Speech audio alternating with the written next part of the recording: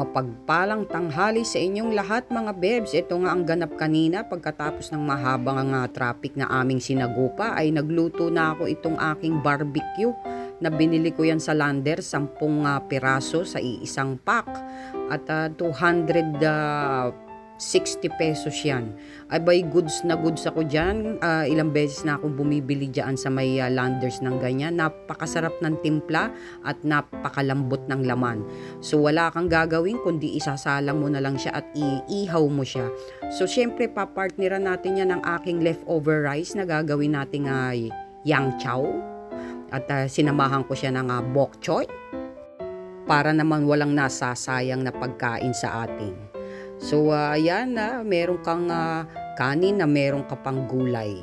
So konting halo na lang yan at yan na ang yang chow fried rice natin. Lagyan pa natin siya ng toasted garlic. Ay umuusok-usok pa at napakasarap talagang kumain sa umaga ng ganyan, mainit-init pa. At shout out dyan kanina yung sa dinaanan naming kalsada. Nag-shortcut kami dyan sa may Mendez, Tunyogan. O para maiwasan namin yung pagkahaba-habang parang buhok ni Rapunzel yung traffic dyan sa Mendez crossing.